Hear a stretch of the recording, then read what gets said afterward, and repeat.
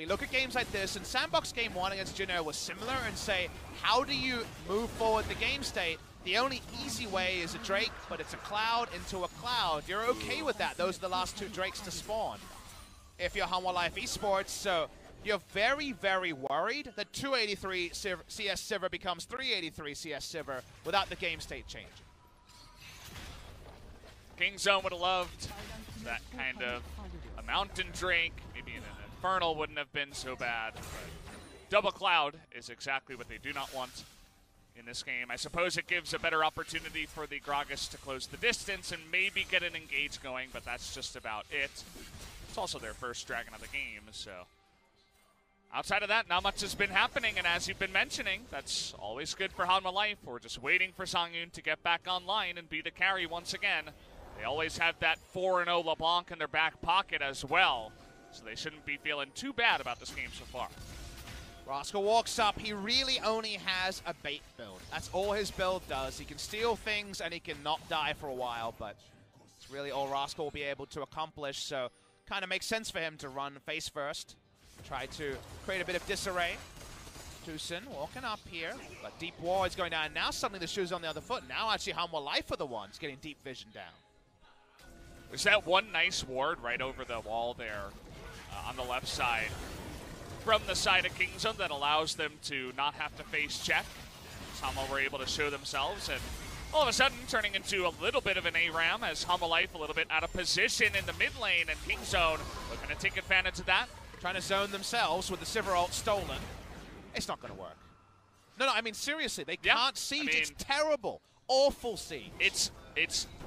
We'd give that like a D- in terms of siege. This is not your sieging composition, obviously. You're resubmitting your siege application is what I'm saying here. You got to rewrite it. Exactly. Yeah. If this essay was turned in, it's not acceptable. Yeah. At least we give them a second chance, though, maybe. But no second chances when you're down a game. Kingzone have to win this one if they don't want to go into this. The Ragnarok is going to be popped as Tucson. ProStorm is not going to do much as in goes the super fed LeBlanc. They have chunked them down so much. Have Hanwha Life, and now they're getting on top of the rest of Kingzone, but a 4-man blasting plant says no, but still tons of damage done. Hanwha Life, will they consider the Baron? They're certainly hanging around it for now. They're going to start it for now. How are Kingzone going to contest? Rascal's still tanky, remember. Tucson went back. He doesn't have flash, he doesn't have ult. He's going to be out of the fight for quite a while, so this will be 5v4. Can the steal come in? Flash in, though, from Deft. He is able to get that big ultimate down, but he is super low. Can they actually take him out? There it is. Olaf gets the first kill of the fight, and now Nahon, not in the best position, is able to get a double kill with the burst damage, but is able to make the best of a bad situation. But here comes Tempt on the chase. At the end of the day, it's just a 2-for-2 trade, not half bad. Because they could actually get a lot of value out of Rascal. He was able to bait and control space and wait for the respawn to come in from the Fiddlesticks. And Sivir didn't have a permanent front line after Urgot and Olaf went down to actually min-max damage. So this is actually a really good Baron contest. This is where the item build from Silas does things. Watch what he does here. He's in the front. Remember, did not get a chance to shop or fill up health. Really nice engage here. Gets Sivir. That's the big thing. Sivir is hit, has to cleanse, and Songyun has to move back for a while. Not full value out of Sivir. The auto attacks here aren't ricochets on an entire team. Stasis after bait is done, and with the flash Q, the enemy smite taken away as well.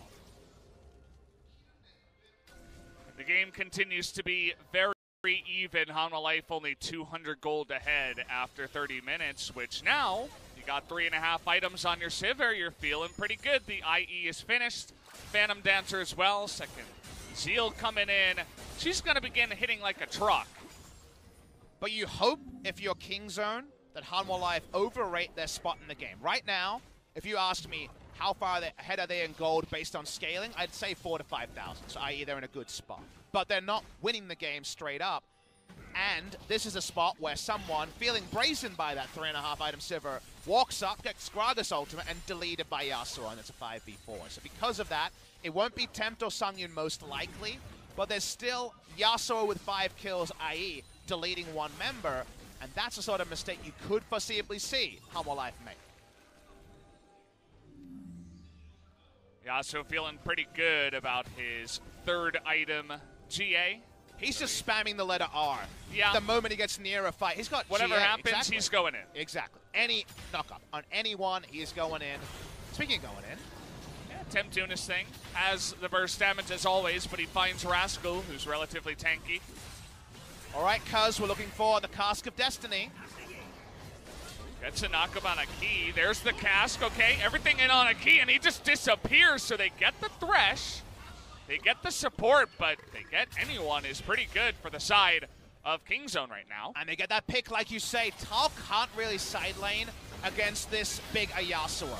It's just too reliable to get those ults down. Speaking of ults, last breath, another 20 seconds or so could come up. Stolen again by Rascal is that Urgot ult. Of course, utility build plus a flat execute. Nice synergy there. They're running at the Baron. We know they do Baron damage. How do Hanwha Life approach this? They will be 4v5. Well, they have the Olaf to check with some axes, but Kingzone trying to set up some kind of flank play, baiting them into it. Look at Deft and Nahyun back away, and here it is, the Crow Storm over the wall, trying to burst down Aftershock's Fiddle. It's not going to work, only if you get that Fear Beyond Death. Will it really ever get the kill? But at the end of the day, Hanwha Life able to stop a Baron, so props to them. I like the approach they took there. Not every team is great at contesting Barons from the red side, but I love that the only person that tended up towards the expected flanker was Olaf with ultimate. That was really well approached. I think a lot of teams around the world could take inspiration from that. Now we have a gank rush of Sivir. Let's go. Okay. Face to the paint, we're going on in. They're going to find a Silas. Can they burn him down? No, the Zhonyas will come in.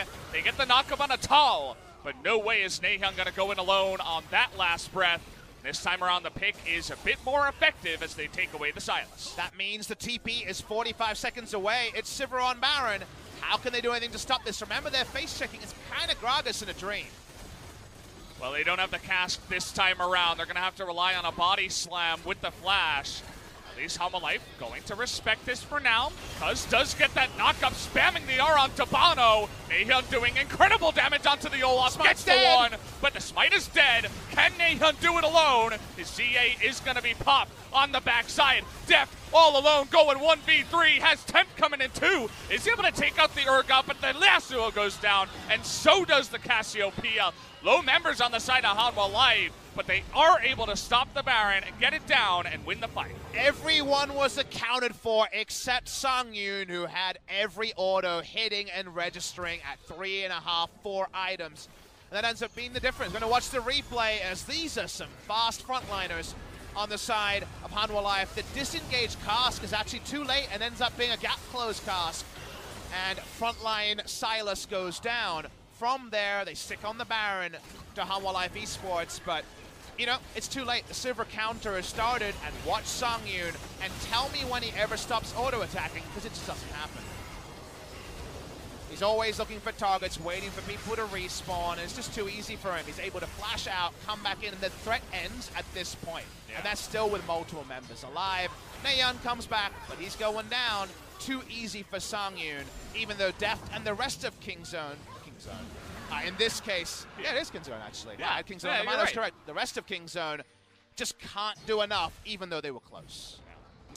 Silas, dead for the entire fight, does 0 damage, as also the Gragas this time around, more of a body slam knockup bot in this sense, is able to do that in the end, as, well, they do give over the Baron. So it does feel pretty good for Hanwha Life now that they are able to get the Baron. It's a bit of a close fight, but they have that Sivir online, and boy, is she scary. And how do you get her? How do you stop her from getting away? Spell Shield, QSS, Cleanse coming back in about 1.5 minutes.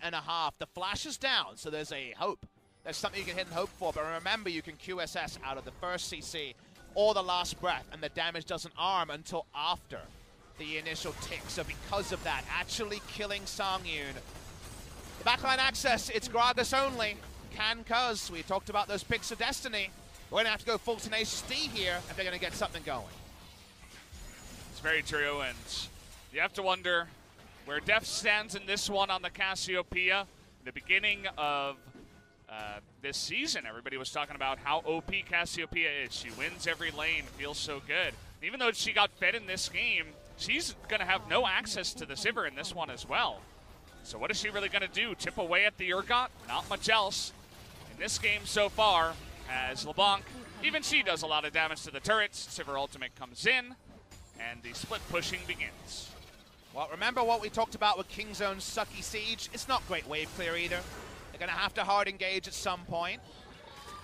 Here it comes. Okay, trying to get on top of Tal here, but there's the knockup. They get it onto the Thresh, trying to get in the back line. Watch Nahyun versus Songyun. Can he get the kill? He will, finally, in the end, but he is going to go down. But now it's up to Tempt. He's got to try to carry this one, but Tempt is so healthy. They get the kill onto that one, but here comes Rascal. Going to get the knockup on Abano, trying to turn this one around. Deft low on mana, but uses it very effectively, and actually Kingzone will be able to win the fight. Tempt was really out of position on that fight and basically did nothing the entire time. He couldn't peel, he couldn't dive, and the stasis really mucked up any attempt to put out damage, so he leaves at full health, full mana as a LeBlanc. Watch the replay. Tempt was trying to auto the inhibitor in the mid lane.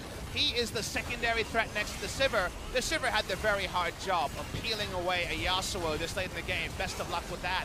Eventually goes down, but all Tempt can do is chains, get through a shield, and then kind of watch on in horror.